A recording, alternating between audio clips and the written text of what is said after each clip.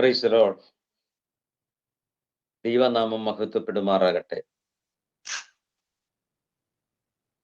യേശുക്രിസ്തുവിന്റെ പുതിയ നിയമരക്ഷയുടെ ഉപദേശം എന്ന ഡോക്ടർ ഉപദേശം എന്നുള്ളതായ ഈ കൂട്ടായ്മയിലേക്ക് എല്ലാ പ്രിയപ്പെട്ടവർക്കും സ്വാഗതം.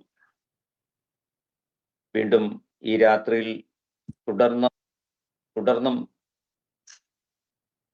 ദൈവവചനവുമായി ഒരു ഖണ്ഡന വീഡിയോ ചെയ്യുവാൻ കൃപാലുവായ ദൈവം ഈ സമയത്തെ സംജാതമാക്കിയതോർത്ത് ഞാൻ ദൈവത്തെ മഹത്വപ്പെടുത്തുന്നു. ഇന്ന് നാം പ്ലേ ചെയ്യുന്നതായ അല്ലെങ്കിൽ ചിന്തിക്കുന്നതായ ഈ വിഷയം പാസ്റ്റർ അനിൽ കൊടിത്തോട്ടത്തിന്റെ തൃത്വം ശരിയോ, ബഹുത്വമുള്ള ഏകത്വം എന്നാൽ എന്ത്, 3 കൂട്ടിയാൽ 1 ആകുമോ? ഈ വീഡിയോയുടെ ഒരു ഖണ്ഡനമാണ് നാം ഇന്നിവിടെ ചർച്ച ചെയ്യുന്നത്. അതിൻ്റെ വീഡിയോയുടെ 1 മുതൽ 40 വരെയുള്ള മിനിറ്റുകളാണ് നാം ഇന്ന് ചർച്ചയ്ക്ക് വിധേയമാക്കിയിരിക്കുന്നത്. ഈ ചർച്ചയെ ദൂരത്തും ചാരത്തുമായി ഞങ്ങളെ ശ്രവിക്കുന്ന എല്ലാ പ്രിയപ്പെട്ടവർക്കും, ഇതിൽ കടന്നു വന്ന എല്ലാ ശ്രേഷ്ഠരായിരിക്കുന്ന ദൈവദാസന്മാർക്കും ക്രിസ്തുയേശുവിൽ സ്നേഹവന്ദനത്തെ അറിയിക്കുന്നു. ഇന്ന് ഈ ചർച്ചയിൽ ജോയിൻ ചെയ്ത് സംസാരിക്കുവാൻ എത്തിയിരിക്കുന്നത് കോട്ടയത്ത് നിന്ന് പാസ്റ്റർ ജോസ് വർഗീസ് ആണ്. കാക്കനാടിൽ നിന്ന് ബ്രദർ വിൽസൺ ബെഞ്ചമിൻ, കൊട്ടാരക്കരയിൽ നിന്നും പാസ്റ്റർ എം ബേബി, പെരുമ്പാവൂരിൽ നിന്ന് പാസ്റ്റർ രാജു ഡാനിയൽ. എല്ലാവർക്കും യേശുക്രിസ്തുവിന്റെ നാമത്തിലുള്ള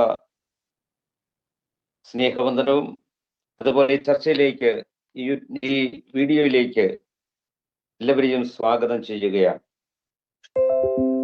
ഈ ചർച്ച കേൾക്കുന്ന ഏവരെയും ധാരാളമായി അനുഗ്രഹിക്കട്ടെ. സത്യം നിങ്ങൾ അറിയുകയും സത്യം നിങ്ങളെ സ്വതന്ത്രരാക്കുകയും ചെയ്യും. അനേക ഉപദേശക്കാറ്റുകളാൽ ജനം തെറ്റും ശരിയും ഏത് എന്ന്, അല്ലെങ്കിൽ കതിരും പതിരും തിരിച്ചറിയുവാൻ കഴിയാതെ ഉഴലുമ്പോൾ ഈ ചർച്ച വളരെ നമ്മുടെ ആത്മീക ജീവിതത്തിന് ഏറ്റവും അധികം പ്രയോജനപ്പെടുമെന്ന് കർത്താവിൽ വിശ്വസിക്കുകയാണ്. സത്യത്തിന്റെ പരിജ്ഞാനത്തിൽ ദൈവത്തെ മനസ്സിലാക്കുവാൻ ഈ വീഡിയോ ഉതകട്ടെ എന്ന് പ്രാർത്ഥിക്കുകയും ചെയ്യുന്നു. ലോകം അന്ത്യകാലത്തിലേക്ക് കടന്നു പോകുമ്പോൾ അനേക കള്ളപ്രവാചകന്മാർ, കള്ളക്രിസ്തുക്കൾ, വിവിധമായിരിക്കുന്ന ഉപദേശങ്ങൾ ധാരാളം ലോകത്തേക്ക് കടന്ന് വന്നുകൊണ്ടിരിക്കുന്ന ഈ കാലയളവിൽ കർത്താവ് നമ്മളെ മുന്നമേ ഓർമ്മിപ്പിച്ചു, ആരും നിങ്ങളെ തെറ്റിക്കാതിരിപ്പാൻ സൂക്ഷിച്ച് കൊള്ളി.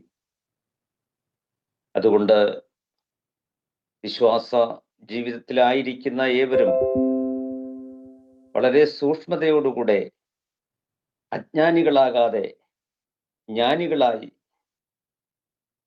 കർത്താവിനെ പരിജ്ഞാനത്തിൽ ധരിച്ച് സത്യത്തെ തിരിച്ചറിഞ്ഞ് ജീവിക്കണമെന്ന് ഓർമ്മപ്പെടുത്തുകയാണ്.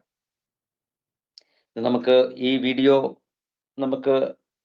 നമ്മൾ ആധാരമായി എടുത്തിരിക്കുന്നതായ വീഡിയോ പ്ലേ ചെയ്തുകൊണ്ട് നമുക്കതിലൂടെ ദൈവവചനത്തിന്റെ ആധികാരികതയെ നമുക്ക് ചിന്തിക്കാം.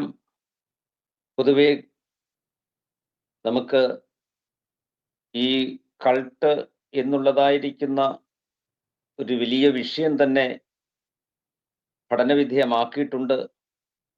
എന്നാൽ വിവിധമായ ഡിനോമിനേഷനുകൾ അവരവരുടെ ഹിതത്തിന്, അവരവരുടെ ഇഷ്ടത്തിനനുസരിച്ചാണ് മുന്നോട്ട് പോകുമ്പോൾ സത്യവചനം എന്ത് എന്ന് വരച്ചു കാട്ടുവാൻ ഞങ്ങൾ ഒരുമിച്ച് അക്ഷീണ പരിശ്രമം ചെയ്തുകൊണ്ടാണ് ഞങ്ങൾ ഇവിടെ ആയിരിക്കുന്നത്. ഇത് നമുക്ക് ആദ്യമായി ചോദിക്കുന്നതായ ചോദ്യം പാസ്റ്റർ ജോസ് വർഗീസിനോടാണ്. ഈ വീഡിയോയുടെ 7 മിനിറ്റ് തൊട്ട് 8:25 വരെയുള്ള മിനിറ്റ് വരെയുള്ള ഈ വീഡിയോയെ ആസ്പദമാക്കിക്കൊണ്ടാണ് നാം ഇന്ന് ഇവിടെ ചോദിക്കുന്നത്. പ്രതികാൽ ഈ വീഡിയോ നമുക്ക് ഒന്ന് പ്ലേ ചെയ്യാം. 7 മിനിറ്റ് തൊട്ട് 8:25 വരെയുള്ള മിനിറ്റ് വരെയുള്ള ഭാഗമാണ് നമ്മളിവിടെ പ്ലേ ചെയ്യുന്നത്. അവർക്കിടയിൽ ഈ അപ്പോസ്തല പ്രവൃത്തി പഠിച്ചപ്പോൾ അവിടെയെല്ലാം സ്നാനം കിടക്കുന്നത് യേശുവിൻ്റെ നാമത്തിൽ, യേശുവിൻ്റെ നാമത്തിൽ, യേശുക്രിസ്തുവിൻ്റെ നാമത്തിൽ എന്നിങ്ങനെ കാണും. അപ്പം ഇതായിരിക്കുമല്ലോ ശരി. ഈ ചിന്ത വന്നത് ഗ്ലെൻ എന്നും ഇവാർട്ട് എന്നും പേരായ 2 പാശ്ചാത്യ ചിന്തകന്മാർ, അവരുടെ ചിന്തകന്മാർ, അന്ന് അസംബ്ലീസ് കൂടില്ല അവർ 1914 1914 വേറെ പ്രത്യേകതയുണ്ട് കുട്ടികൾ ഓർത്തിരിക്കാൻ. എന്തെന്നാ, വേൾഡ് വാർ നടന്ന സമയമാണ് അല്ലേ, ഫസ്റ്റ് വേൾഡ് വാറിൻ്റെ ടൈമാണ്. 1914 ഏപ്രിൽ 1. ഏപ്രിൽ 1ൻ്റെ പ്രത്യേകത അറിയാത്ത ആരുണ്ടോ? എന്താ, വിഡ്ഢികളുടെ ദിനമാണല്ലേ. അന്ന് ഈ സായിപ്പന്മാർ രണ്ടും കൂടെ പ്രാർത്ഥിച്ചും ചിന്തിച്ചും അവർ സ്ഥിരീകരിച്ചു ട്രിനിറ്റി തെറ്റാണ്. അപ്പോൾ അത് തുടങ്ങുന്നതേ ഒരു ഏപ്രിൽ ഫൂളിൻ്റെ അന്നാണ് ഇത് തുടങ്ങുന്നത്. അപ്പോൾ ഞാനതുകൊണ്ടൊരു പേര് കൊടുക്കാറുണ്ട്, ഏപ്രിൽ ഫൂളിസം എന്ന് പറയാറുണ്ട് ഈ വാദത്തെ. അതൊരല്പം ആവേശം കയറി പറയുന്നതാണ്. ചില ചർച്ചയ്ക്കൊരു കൊഴുപ്പ് വരണമല്ലോ അല്ലേ, അതുകൊണ്ട് പറയുന്നതാണ്. നമുക്ക് 3 ദൈവം ഉണ്ടെന്നും ഒക്കെ ആക്ഷേപിക്കുമ്പോൾ നമുക്കും ചില ടൂളുകൾ ദൈവം ഇങ്ങനെ തരും, അതാണ് കാര്യം. ഏപ്രിൽ ഫൂളിൻ്റെ അന്ന് തീരുമാനിച്ചു, ഒരു ഏപ്രിൽ 15-ന് ഈ മഹാന്മാർ ഒരുത്തനെ സ്നാനപ്പെടുത്തി, അവൻ ഇവനെ സ്നാനപ്പെടുത്തി. അപ്പോൾ അതിൻ്റെ വാളിറ്റി എന്താ മനസ്സിലായി നിങ്ങൾക്ക്? ഒരാളെ സ്നാനപ്പെടുത്തി, അയാൾ സ്നാനപ്പെട്ടില്ല യേശുവിൻ്റെ നാമത്തിൽ. അപ്പം അയാൾ ഇയാളെ സ്നാനപ്പെടുത്തി, ഇയാളെ സ്നാനപ്പെടുത്തിക്കൊണ്ടാണ് ഈ സ്ഥാപനം തുടങ്ങുന്നത്. സത്യത്തിൽ അവർക്കൊരു ജെനുവിൻ സ്നാനം ഇതുവരെ ഇല്ല. അതാണ് ശരിയെങ്കിലും, അതാണോ ശരിയെങ്കിൽ സ്നാനപ്പെടാത്തവന്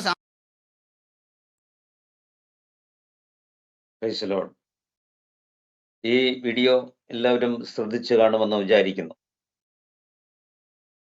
ഇതിനെ ആസ്പദമാക്കിക്കൊണ്ട് ചോദിക്കുന്നത്, യേശുക്രിസ്തുവിന്റെ നാമത്തിലുള്ള സ്നാനം 1914 2 പേർ പരസ്പരം സ്നാനപ്പെടുത്തിക്കൊണ്ടാണ് ആരംഭിച്ചതെന്നാണ് അനിൽ കൊടിത്തോട്ടം പറയുന്നത്. എന്താണ് അതിൻ്റെ വസ്തുത, വ്യക്തമാക്കാമോ? ചോദ്യം ചോദിക്കുന്നത് പാസ്റ്റർ ജോസ് വർഗീസിനോടാണ്. Okay, thank you pastor. വളരെ പ്രസക്തിയുള്ള ഒരു ചോദ്യമാണ്. ഈ ചോദ്യത്തിന് ആധാരമായി ഇന്നൊരു വിഷയമായി നമ്മുടെ മുമ്പിലേക്ക് വരുവാൻ ഇടയായ വീഡിയോ നമ്മളോട് പ്ലേ ചെയ്ത് കണ്ടു. യേശുക്രിസ്തുവിന്റെ പുതിയ നിയമരക്ഷയുടെ ഉപദേശം എന്നുള്ള ഈ യൂട്യൂബ് ചാനലിലും ഫേസ്ബുക്ക് പേജിലുമായി കഴിഞ്ഞ ഏതാനും വർഷങ്ങളായി ഞങ്ങൾ നിരന്തരമായി അപ്പസ്തോല ഉപദേശത്തിനും ഏക സത്യ ദൈവത്തിനും യേശുക്രിസ്തുവിന്റെ നാമത്തിനും വേണ്ടി നിരവധിയായ വീഡിയോകൾ ചെയ്തിട്ടുണ്ട്. പലപ്പോഴും ഈ വീഡിയോയിലെ ഇന്ന് പ്രതിപാദിക്കുന്ന വിഷയങ്ങൾ അതിൽ കൈകാര്യം ചെയ്തിട്ടുമുണ്ടെങ്കിലും ഞങ്ങൾ ഇന്ന് പ്ലേ ചെയ്ത വീഡിയോയെ അടിസ്ഥാനമാക്കി നമ്മൾ ബഹുമാന്യ പാസ്റ്റർ അനിൽ കൊടിത്തോട്ടം അദ്ദേഹത്തിന്റെ ഒരു ഓഡിയൻസിന്റെ നടുവിൽ ദൈവത്തിന്റെ ത്രിയേകത്വത്തിന്റെ ആധികാരികത, ദൈവം 3 വ്യക്തികളായി നിൽക്കുന്നു എന്നുള്ളതൊക്കെയും തന്റെ ജനത്തെ ബോധിപ്പിക്കേണ്ടതിന് വേണ്ടി സംസാരിക്കുമ്പോൾ ഏകദൈവ വിശ്വാസികളായ സമൂഹങ്ങളെ പലതിനെയും അഡ്രസ് ചെയ്തുകൊണ്ട് ചില കാര്യങ്ങൾ സംസാരിക്കുന്നുണ്ട്. അദ്ദേഹം ഏകദൈവ വിശ്വാസികളെ ഉൾപ്പെടുത്തിയിരിക്കുന്ന കൂട്ടത്തിൽ ഉൾപ്പെടുത്താതെ പോയിരിക്കുന്ന ഒരു ഗ്രൂപ്പ് മോർമോൺസ് എന്നൊരു ഗ്രൂപ്പ് മാത്രമേ ഉള്ളൂ. അതിൽ അദ്ദേഹം യഹോവയുടെ സാക്ഷികളെ, മോഡലിസ്റ്റുകളെ, യൂണിറ്റേറിയൻസിനെ, വൺനെസ് പെന്റകോസ്റ്റൽസിനെ എല്ലാം ഉൾപ്പെടുത്തിയിട്ടുണ്ട്. മോർമോൺസ് എന്ന് പറയുന്ന ഒരു വിഭാഗത്തെ ഉൾപ്പെടുത്തിയിട്ടില്ല. എന്നാൽ വാസ്തവത്തിൽ വൺനെസ് പെന്റകോസ്റ്റൽ, ട്രിനിറ്റേറിയൻ പെന്റകോസ്റ്റൽ എന്ന് പറയുന്ന ഒരു വിഭാഗം ആക്ച്വലി ഇല്ല. പെന്റകോസ്റ്റൽ ഒരു സംഘടനയായി സ്വീകരിച്ചു വന്നിട്ടുള്ള ആളുകളുണ്ട്. എന്നാൽ വൺനെസ് പെന്റകോസ്റ്റൽ എന്ന് പറയുന്ന ഒരു കാര്യത്തെ ഞാൻ മനസ്സിലാക്കിയെടുത്തോളം ട്രിനിറ്റേറിയൻ പെന്റകോസ്റ്റൽ ഉള്ളത് കൊണ്ട് വൺനെസ് പെന്റകോസ്റ്റൽ ഉണ്ടായിരുന്നു മാത്രമേ ഉള്ളൂ. വാസ്തവത്തിൽ പെന്റകോസ്റ്റൽ അല്ല നമുക്ക് ആവശ്യം, യേശു ക്രിസ്തുവിന്റെ നാമത്തിലുള്ള യഥാർത്ഥ ക്രിസ്ത്യാനികളാണ്. അപ്പൊ പെന്റകോസ്റ്റൽ എന്നുള്ള വിഷയത്തെ മാറ്റി നിർത്തിക്കൊണ്ട് ഈ വിഷയത്തിലേക്ക് വരുമ്പോൾ അദ്ദേഹം പരിഹാസ രൂപേണ അദ്ദേഹത്തിന്റെ ഓഡിയൻസിനോട് ചോദിക്കുന്നത്, ഏപ്രിൽ 1 പ്രത്യേകത അറിയാമല്ലോ.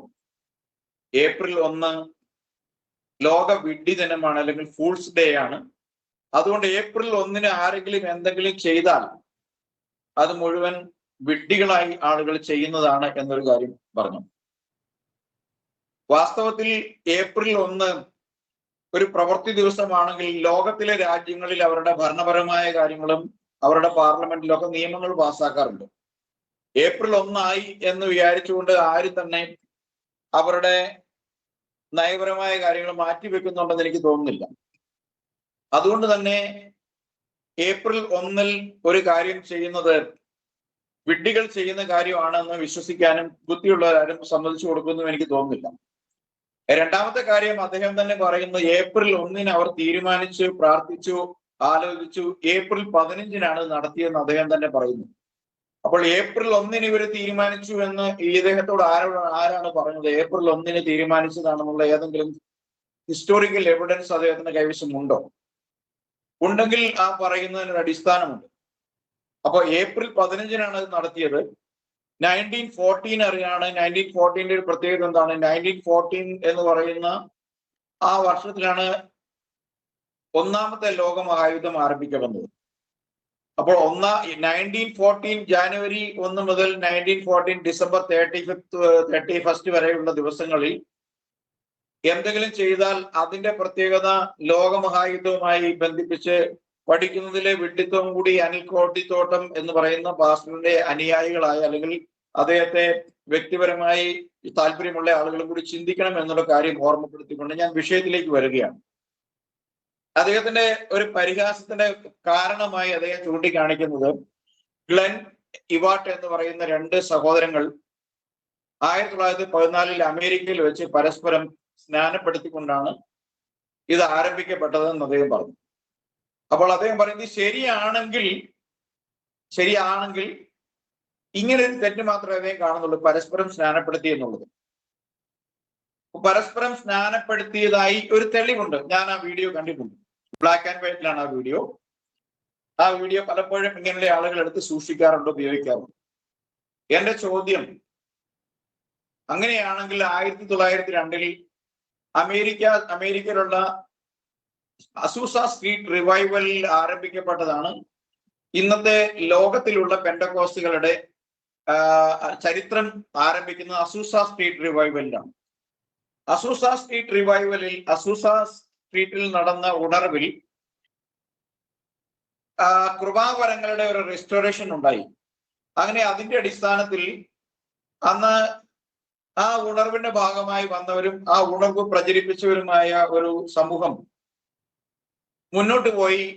ആ മുന്നോട്ട് പോയ സമൂഹത്തിൽ നിന്നും ഒരു വിഭാഗം ആളുകൾ അവർ അപ്പോസ്തല പ്രവർത്തികൾ വായിച്ചപ്പോൾ സഭയ്ക്കകത്ത് സ്നാനം നടന്നിട്ടുള്ളത് എന്ന് വെച്ചാൽ ബൈബിൾ പ്രകാരം യഥാർത്ഥ സ്നാനം നടന്നിട്ടുള്ളത് യെരുസലേമിൽ നടന്നതായി പ്രഖ്യാപിക്കപ്പെട്ടിട്ടുള്ള കാര്യങ്ങളെ വായിച്ച് അവർ മനസ്സിലാക്കി സ്നാനം യേശുക്രിസ്തുവിന്റെ നാമത്തിലാണ് എന്നവർ മനസ്സിലാക്കി. അപ്പോൾ യേശുക്രിസ്തുവിന്റെ നാമത്തിൽ സ്നാനം എന്ന് മനസ്സിലാക്കിയപ്പോൾ യേശുക്രിസ്തുവിന്റെ നാമത്തിൽ സ്നാനപ്പെട്ടവർ ആരും ഇല്ലാത്തത് കൊണ്ട് അവർ തമ്മിൽ സ്നാനപ്പെടുത്തിയത് കൊണ്ട് ആ സ്നാനത്തിന് ആധികാരികത ഇല്ല എന്നാണ് അവർ പറയുന്നത്. സാങ്കേതികമായി അത് ശരിയാണെന്ന് വയ്ക്കാമെങ്കിലും ഞാനത് ശരിയാണെന്ന് പറയുന്നില്ല.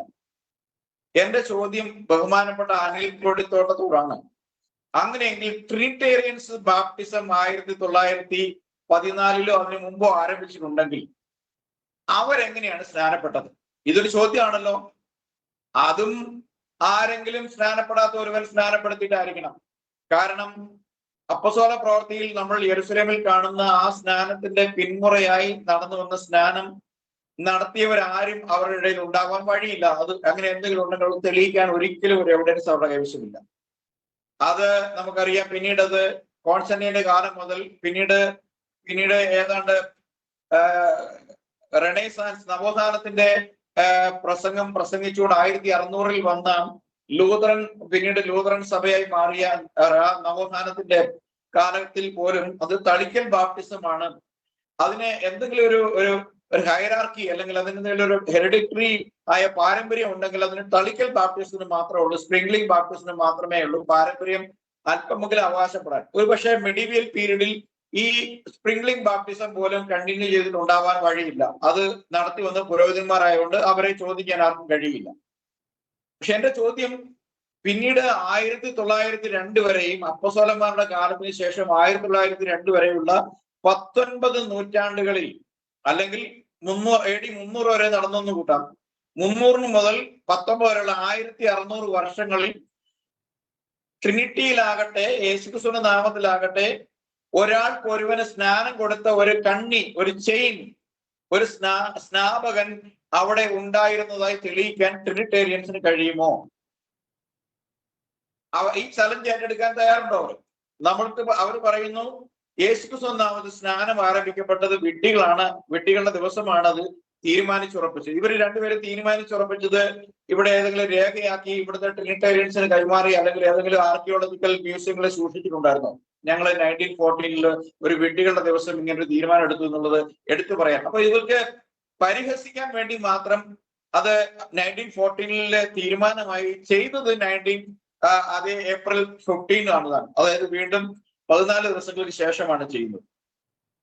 അപ്പം ഇതൊക്കെ ജനത്തെ വഞ്ചിക്കാനും തെറ്റിദ്ധാരണയിൽ അവരെ അകപ്പെടുത്താനും തങ്ങളുടെ അബദ്ധവിശ്വാസം പഠിച്ചു വെച്ചിരിക്കുന്ന ആളുകളെ അബദ്ധത്തിൽ ഉറപ്പിച്ചുകൊണ്ട് പിശാചിന്റെ വണ്ടിയിൽ കയറ്റി നരകത്തിലേക്ക് അയക്കുക എന്നൊരു ഉദ്ദേശം മാത്രമേ ഈ കൂട്ടർക്കുള്ളൂ. അതിന് ഏറ്റവും വലിയ വക്താവ് പരിഹാസ രൂപയാണെങ്കിലും രൂപേണയാണെങ്കിലും ഇതൊക്കെ മനുഷ്യരെ വഞ്ചിക്കാനും കബളിപ്പിക്കാനും ട്രിനിറ്റിയുടെ ഒരു സ്പോക്സ് പേഴ്സൺ ആത്യന്തികമായി താൻ മാത്രമാണെന്ന് തെളിയിക്കാനും വേണ്ടിയാണ്. എന്നാൽ ട്രിനിറ്റേറിയൻസിനോടും വണ്ണസ് പെന്തക്കോസ്റ്റൽസിനോടും യൂണിറ്റേറിയൻസിനോടും ക്രിസ്ത്യാനി എന്നുള്ള നിലയിൽ എനിക്ക് പറയാനുള്ളത്, യഥാർത്ഥ അപ്പസ്തോലിക സ്നാനം നടന്നത് 1914 യഥാർത്ഥ അപ്പസ്തോലിക സ്നാനം നടന്നത് AD 1-ാം നൂറ്റാണ്ടിൽ യെരുശലേമിലാണ്.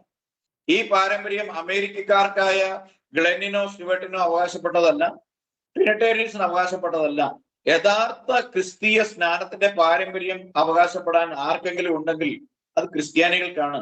ഇന്ന് ആരെങ്കിലും ആ ക്രിസ്തീയ പാരമ്പര്യത്തിലേക്ക് മടങ്ങുന്നുണ്ടെങ്കിൽ അവർക്കാണ് പരിശുദ്ധാത്മാവിന്റെ കൃപാവരത്താൽ ബന്ധിക്കപ്പെട്ടതായ ഒരു പാരമ്പര്യത്തിന്റെ ചെയിൻ ഉള്ളൂ. ഒരു പാരമ്പര്യത്തിന്റെ അവകാശവാദം ഉന്നയിക്കാൻ കഴിയുമെങ്കിൽ അന്നും ഇന്നും വ്യാപരിക്കുന്ന ഏകദൈവത്തിൽ വ്യാപരിക്കുന്ന പരിശുദ്ധാത്മാവ് ഉള്ളവർ ചെയ്യുന്നുണ്ടെങ്കിൽ അത് ശരിയാണ്. അതുകൊണ്ട് ട്രിനിറ്റേറിയൻ ബാപ്റ്റിസത്തിനോ യൂണിറ്റേറിയൻ ബാപ്റ്റിസത്തിനോ ഒരാരംഭമുണ്ടെങ്കിൽ സ്നാനപ്പെടുത്താൻ വേണ്ടി ഒന്നുകിൽ ദൈവം തന്നെ കർത്താവായ യേശുക്രിസ്തു വെള്ളത്തിൽ ഇറങ്ങി വന്ന് അവരെ സ്നാനപ്പെടുത്തിയിട്ടുണ്ടാവണം, അല്ലെങ്കിൽ അപ്പസ്തോലനെ പത്രോസോ പൗലോസോ പുനരുദ്ധാനം ചെയ്തിട്ട് ട്രിനിറ്റേറിയൻസിനെ ബാപ്റ്റിസം ചെയ്തിട്ടില്ല എങ്കിൽ നിങ്ങളും സ്നാനപ്പെട്ടത് ആദ്യം സ്നാനപ്പെടാത്ത ഒരാൾ സ്നാനപ്പെടുത്തിയിട്ടായിരിക്കും. അല്ലെന്ന് നിഷേധിക്കാൻ കഴിയുന്ന ഒരു എവിഡൻസ് ഇല്ല, അല്ലാതെ കഴിയില്ല, അല്ലാതെ യാതൊരു മാർഗവും ഇല്ല. അപ്പോൾ പരിഹസിക്കാൻ വേണ്ടി നിങ്ങൾക്ക് വണ്ണസ് പെന്തക്കോസ്റ്റൽസിനെ ചാരി യേശുക്രിസ്തുവിന്റെ നാമത്തെയും ഏകദൈവ വിശ്വാസത്തെയും യഥാർത്ഥ സത്യസ്നാനത്തെയും നിങ്ങൾ എത്രനാൾ പരിഹസിച്ച് നിങ്ങൾ ഇങ്ങനെ മുന്നോട്ട് പോകും? എത്രനാൾ നിങ്ങൾക്ക് ഈ ടൂളുകൾ ഉപയോഗിച്ചുകൊണ്ട് നിങ്ങളുടെ ജനത്തെ വഞ്ചിക്കാൻ കഴിയും? ഞങ്ങളെ സംബന്ധിച്ചിടത്തോളം ഈ വീഡിയോ ആധാരമാക്കി സംസാരിക്കാനുള്ള കാരണം, നിങ്ങളുടെ ഓഡിയൻസിൽ ആർക്കെങ്കിലും കണ്ണ് തുറക്കാൻ ഇടയായിട്ടുണ്ടെങ്കിൽ അത് സ്വർഗരാജ്യത്തിന്റെ വിജയമാണ്, അത് ഏതെങ്കിലും ഒരു ആത്മാവിന്റെ രക്ഷയാണ്, അത് സ്വർഗം സന്തോഷിക്കുന്നതോടൊപ്പം ഞങ്ങളെ സന്തോഷിക്കും എന്ന് മാത്രം പറഞ്ഞുകൊണ്ട് ഞാൻ ഈ എന്നോടുള്ള ചോദ്യത്തിൽ നിന്നും വിരമിക്കുകയാണ്. മറുപടി തൃപ്തികരമായിട്ടുണ്ട് എന്ന് ഞാൻ വിചാരിക്കുന്നു. അല്ല എങ്കിൽ കൂടുതൽ വിശദീകരണങ്ങൾ ആവശ്യങ്ങൾ ഉണ്ടെന്ന് എനിക്ക് തോന്നുന്നില്ല. വിശദീകരിക്കാനും ഞാൻ ഒരുക്കണം.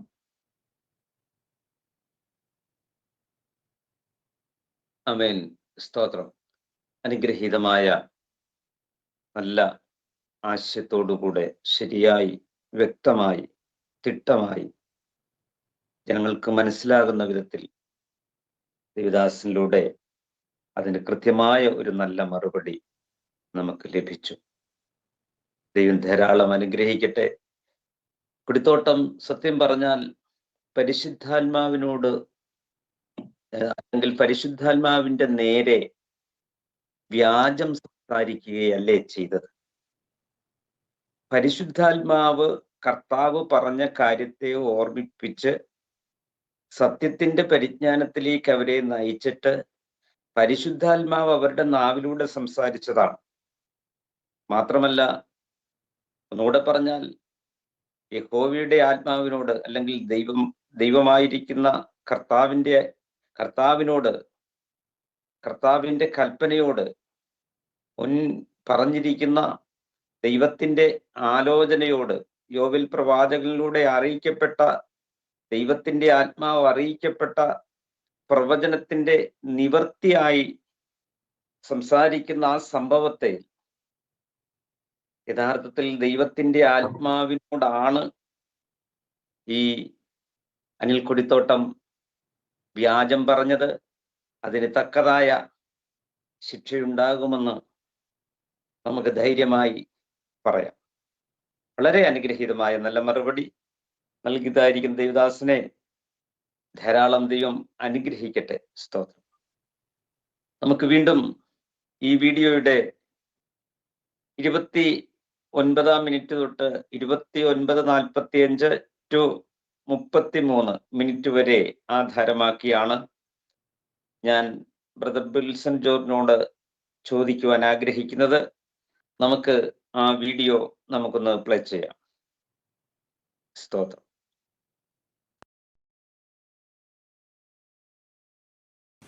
അപ്പോൾ ഏതാ പ്രധാനമെന്ന് മനസ്സിലായോ? ഇമ്പോർട്ടൻസ് ഓഫ് ന്യൂ ടെസ്റ്റമെൻറ്റ് പിടിയിട്ടോ? വചനം ദൈവത്തോടു കൂടെ ആയിരുന്നു. ഇനി നിത്യതയ്ക്കപ്പുറത്ത് വരാനിരിക്കുന്ന കാര്യവും പറയാൻ ദൈവം ഉപയോഗിച്ച ആരെയാ? യോഹന്നാനെയാ. അതാണ് കൃപ. യോഹന്നാനെപ്പോലെ ഒരാൾക്ക് അത് ഗ്രഹിക്കാനുള്ള ദൈവമെങ്കിൽ നമുക്ക് അതിലധികം കിട്ടും. പ്രാർത്ഥിച്ചോ ഇത് ഗ്രഹിക്കാൻ. അപ്പോൾ നമുക്ക് പുതുനിത്യം തുടങ്ങുമെന്ന് പറയാൻ വേറെ ചില കാരണം കൂടെ ഉണ്ട്. ആ കാരണങ്ങളിലൊന്ന്, വാസ്തവം പറഞ്ഞാൽ എനിക്ക് അബ്രഹാമിനെ പരിചയമുണ്ടായില്ല. യാക്കോബും ഞാനും തമ്മിൽ എന്ത് ബന്ധം? ദാവീദുമായിട്ട് അനിൽ കൊടുത്തോടത്തിന് എന്ത് ബന്ധം? ന്യായപ്രമാണവും ഞാനും തമ്മിൽ എന്ത് ബന്ധം? പക്ഷെ ബന്ധമുണ്ട്. ബന്ധം ഉണ്ടാകാൻ കാരണം എന്താ? അയോഗ്യനായ എന്നെ ഒരുവൻ തൻ്റെ കാന്തയാക്കി. വിവാഹബന്ധം വഴിയാ എനിക്ക് ഇവരോട് ബന്ധം. മനസ്സിലായോ? ഇല്ല. ഓർക്കാൻ വേറൊരു ഉദാഹരണം പറയാം. നെഗറ്റീവ് ഉദാഹരണം പറയുമ്പോൾ പെട്ടെന്ന് പിടികിട്ടല്ലോ. ഒരിക്കൽ ഈ ഭാര്യയെ കളിയാക്കാൻ കിട്ടുന്ന ഒരവസരവും കളയാത്ത ഒരു ഭർത്താവുണ്ടായിരുന്നു. ചുമ്മാ കളിയാക്കുക. അപ്പോൾ ഇവർ രണ്ടും ഒരുമിച്ച് ഇങ്ങനെ പോകുന്ന വഴിക്ക് പറഞ്ഞു, ധാരാളം കഴുതകൾ നടന്നു വരും. ഈ കഴുതയെ കണ്ടിട്ട് പുള്ളിക്കാരൻ പറഞ്ഞു, ദേടി വരുന്നത് നിൻ്റെ സ്വന്തക്കാരെന്ന്. പുള്ളിക്കാരി പറഞ്ഞു, ശരിയാ, അവരെല്ലാം എൻ്റെ സ്വന്തമാ. എന്നുപോലാന്നറിയോ, നമ്മുടെ കല്യാണം കഴിഞ്ഞ ശേഷം.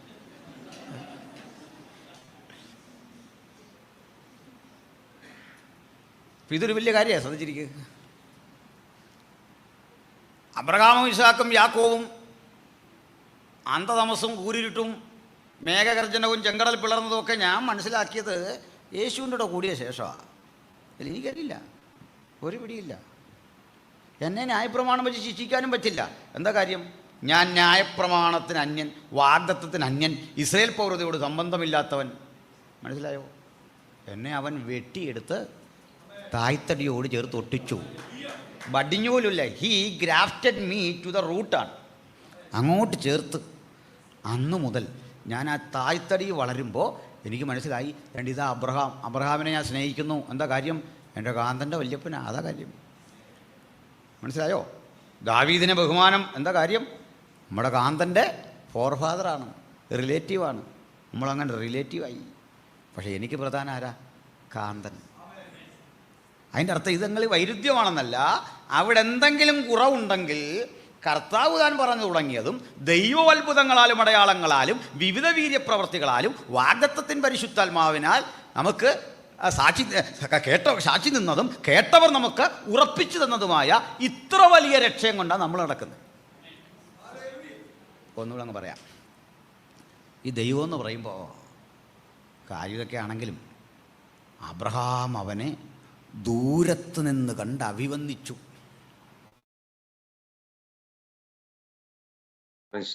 സ്തോത്രം.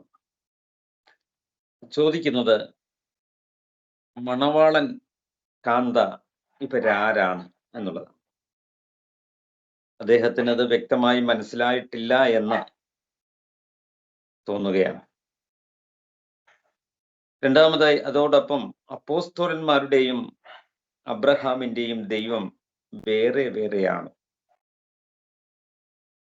ഇതാണ് ചോദിക്കുന്നത്. ഈ ഒരു ഭാഗം നമ്മൾ പ്ലേ ചെയ്യുമ്പം അദ്ദേഹം പറയുന്ന ഒരു കാര്യമുണ്ട്. അദ്ദേഹം പറയുന്നു, ഭർത്താവ് കളിയാക്കുന്ന ഭാര്യയെ പറ്റി പറയുന്നു. കഴുതകളെ കണ്ടിട്ട് ഇവര് നിന്റെ റിലേറ്റീവ് ആണോ എന്ന് ചോദിക്കുന്നു. ഞാൻ ഈ ബ്രദർ അനിൽ കൊടിത്തോട്ടത്തെ കാണുമ്പം നമ്മൾ ആദ്യമേ ഇദ്ദേഹം വളരെ പ്രഗത്ഭനായ ഒരു വക്താവായിരുന്നു. ഏകദൈവ വിശ്വാസത്തിന്റെ ഒരു വക്താവായിരുന്നു. നമ്മൾ പല വീഡിയോസും അദ്ദേഹത്തിന്റെ കണ്ടിട്ടുള്ളതാണ്. പക്ഷേ അദ്ദേഹം ഈ ഒരു രീതിയിൽ ഒരു പരിഹാസത്തിന്റെ ഒരു വഴിയിലേക്ക് കടന്നുപോയതിൽ വളരെ ദുഃഖമുണ്ട്. എന്നിരുന്നാലും അദ്ദേഹം തുടങ്ങിയ ഒരു കാര്യം വെച്ചിട്ട് ഞാൻ ആദ്യമേ തുടങ്ങിക്കൊള്ളട്ടെ. അദ്ദേഹം പറയുന്ന ആ യോഹന്നാന്റെ സുവിശേഷം 1-ാമത്തെ അധ്യായം അതിന്റെ 1 മുതൽ 3 വരെയുള്ള വാക്യങ്ങൾ നമ്മൾ വായിക്കുമ്പോൾ, ആദിയിൽ വചനമുണ്ടായിരുന്നു, വചനം ദൈവത്തോടു കൂടെയായിരുന്നു, വചനം ദൈവം ആയിരുന്നു, അവനാൽ സകലവും സൃഷ്ടിക്കപ്പെട്ടതൊന്നും അവനാൽ അല്ലാതെ സൃഷ്ടിക്കപ്പെട്ടിട്ടുമില്ല. വളരെ വ്യക്തമാണ്, എല്ലാം ദൈവം സൃഷ്ടിച്ചത് വചനം മുഖാന്തരമാണ് എന്നുള്ള കാര്യം. ഏത് മനുഷ്യനായാലും നമ്മൾ സ്വാഭാവികമായി നോക്കുമ്പോൾ കൂടെ ഉണ്ടായിരുന്നു എന്ന് പറയുമ്പോൾ മറ്റൊരുത്തൻ കൂടെ ഉണ്ടായിരുന്നു അല്ലെങ്കിൽ വേറൊരുത്തൻ കൂടെ ഉണ്ടായിരുന്നു എന്ന് സ്വാഭാവികമായി ചിന്തിച്ചു പോകുന്ന ഒരു കാര്യമാണ്. ഒരു സാധാരണ മനുഷ്യനെ ഒരിക്കലും നമുക്ക് അതിനുവേണ്ടി കുറ്റപ്പെടുത്തുവാൻ പറ്റത്തില്ല. ഒരു വചനം അറിയാത്ത, പ്രവാചകന്മാർ ഒരിക്കലും വായിക്കാത്ത ഒരു മനുഷ്യനാണെങ്കിൽ ഞാൻ പറയും അദ്ദേഹം പറയുന്നത് ശരിയാണ്, അദ്ദേഹത്തിന്റെ വിവേചന പ്രകാരം അത് ശരിയാണ് എന്ന് പറയും. പക്ഷെ ഇവരൊക്കെ രാപ്പകൽ ഈ ബൈബിൾ വായിച്ചിട്ട് വളരെ ഡിബേറ്റുകൾക്ക് ഇറങ്ങുന്ന വ്യക്തികളാണ്. അപ്പൊ അവർക്ക് എങ്ങനെയാണ് ഇങ്ങനത്തെ അബദ്ധങ്ങൾ പറ്റിപ്പോകുന്നതെന്ന് നമുക്ക് മനസ്സിലാക്കുവാൻ സാധിക്കുന്നില്ല. നമ്മൾ എപ്പോഴും പറയുന്ന ഒരു കാര്യം, കർത്താവായ യേശു ക്രിസ്തു തന്നെ പറ്റി ലൂക്കോസിന്റെ സുവിശേഷം അതിന്റെ 24-ാമത്തെ അധ്യായത്തിൽ ചൂണ്ടിക്കാണിച്ച് പറയുന്നത്, മോശ മുതൽ സകല പ്രവാചകന്മാരും എന്നെക്കുറിച്ച് സംസാരിച്ചു എന്ന് പറയും. പിന്നെ അവരോട് പറയുന്നു ബുദ്ധിഹീനരെ എന്നിപ്പം അനിൽ കൊടിത്തോട്ടം തന്നെ ഒരു കാന്തയായിട്ട് വിശേഷിപ്പിക്കുകയും കഴുതയുടെ ഉപമ അവിടെ പറയുകയും ചെയ്തു. അപ്പം കർത്താവ് കഴുതയല്ല പറയുന്നത്, അപ്പോസ്തലന്മാരോട് പരിശുദ്ധാത്മാവ് ലഭിക്കുന്നതിന് മുൻപേ പറയുന്നത് അവരോട് മന്ദബുദ്ധികളെ എന്നാണ് പറയുന്നത്. അപ്പോൾ ഒരു ആത്മീയ വിവേചനം ഇല്ലാത്തവരെ പറ്റിയാണ് കർത്താവ് അവിടെ മന്ദബുദ്ധി എന്ന് പറയുന്നത്. പ്രവാചകന്മാര് പറഞ്ഞത് സകലതും വിശ്വസിക്കാത്ത മന്ദബുദ്ധികൾ. അപ്പോൾ സ്വാഭാവികമായി വചനം ദൈവത്തോട് കൂടെ ഉണ്ടായിരുന്നു എന്ന് പറയുമ്പോൾ മറ്റ് ഏതെങ്കിലും വാക്യങ്ങളിൽ വേറെ ആരെങ്കിലും കൂടെ ഉണ്ടായിരുന്നു എന്ന് നോക്കണമെങ്കിൽ ഏറ്റവും നല്ല ഒരു അധ്യായമാണ് യെശയ്യാവിന്റെ പുസ്തകം, അതിന്റെ 45-ാമത്തെ അധ്യായം.